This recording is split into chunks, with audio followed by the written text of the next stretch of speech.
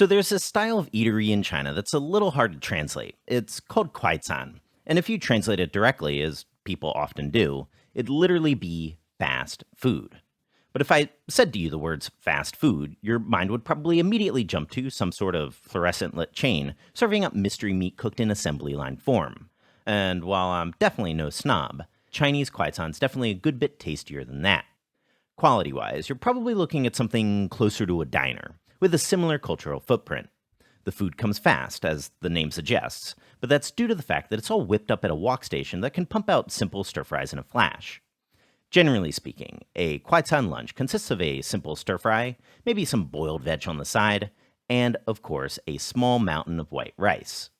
So for this video, we want to try to teach you how to make a basic Kuaican style meal for yourself at home. The cool thing about this is that it actually ended up being a perfect sort of home-style meal for 1 to 2 people, because it's by definition pretty quick, and it's also about as complete of a meal as you'd need. So we'll show you the 2 dishes that were mine and Steph's go-to orders at our local Kuaican joint that we loved in Shunda, a recreation of their Jiangbao tofu, my order, together with Steph's favorite of Zhacai fried pork slivers. So, Jiangbao tofu, a.k.a. sauce explosion tofu, up first. Here we've got 1 block or 300 grams of soft tofu and cutting that into 1-inch pieces.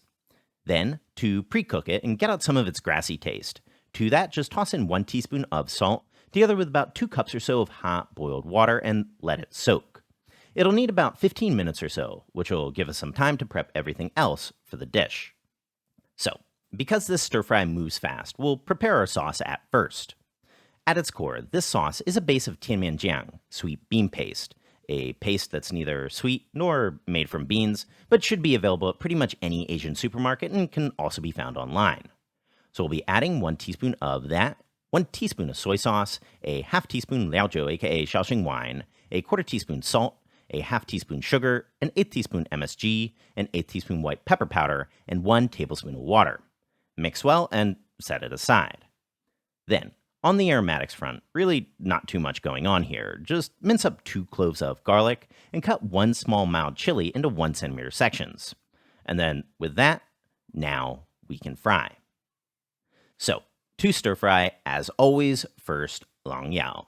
Get that wok piping hot, shut off the heat, add in the oil, here about 3 tablespoons, and give it a swirl to get a nice nonstick surface. Flame on medium now. Heat that oil up until it can bubble around a pair of chopsticks, and slide your, now drained, tofu in. Get that all into 1 even-ish layer, and don't touch it. Let that fry on that one side for about 3 to 4 minutes until the oil becomes obviously clear again, like so. Now just scooch that to the side of the wok and then optionally go in with a quarter teaspoon of pixian doubanjiang, chili bean paste. If going that route, once your oil is stained obviously red, about 1 minute, toss in your minced garlic and let that fry for about 30 seconds till fragrant. Then swap the flame to high and go in with your prepared sauce. Let that fry for about 15 seconds, chilies in, and over a low flame now, thicken it with a slurry of a half teaspoon cornstarch mixed with about a tablespoon of water. Final mix to thicken, and out. Jiangbao tofu, done. Of course, all that said, if we really wanted to mimic a Chinese Kuaican joint, that stir fry can't be the only component here. Obviously, a mountain of rice is also a must-have. So just cook up some rice like you'd always cook up some rice, but to get things all Kuaican-y, we'll be shaping it before tossing it onto a plate. To do so, just scoop up some rice into a small bowl, press in along the edges of said bowl, flip that onto a plate, give it a couple knocks, and you've got yourself a pretty little mound of rice. Then, Kuaican component number 2, a random bit of blanched vegetable. Here, this was just 150 grams of napa per serving. To cook it, just toss a teaspoon of salt and oil into some bubbling water, then go in with your napa torn into 2 to 3-inch pieces. Pretty much any vegetable can also be given the same treatment. Just once it's done to your liking, which was about 2 minutes of cooking for napa for us, transfer that over to a bowl, drain out the water, toss in a quarter teaspoon soy sauce, and mix.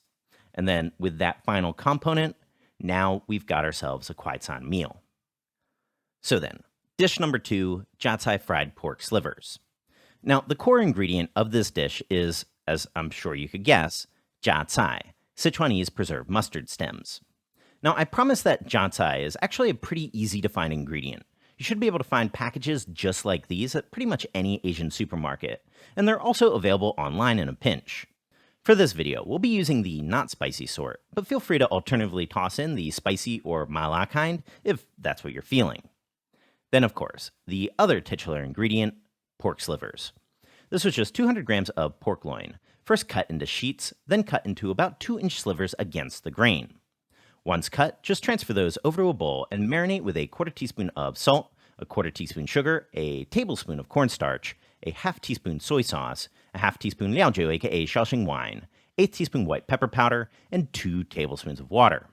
Mix that real well, coat it with about a teaspoon of oil, and now we can fry. So, to fry this, today we're essentially going to be doing a poor man's pass-through oil, which will basically just be shallow frying those slivers. So to your hot wok, just toss in about 3 to 4 tablespoons of oil, or enough that it can almost submerge the slivers in your wok or pan. Then, high flame. Once you can see some bubbles rapidly forming around a pair of chopsticks, about 180 centigrade, toss in your pork slivers. Break those up a bit and let those fry for about 30 seconds or so.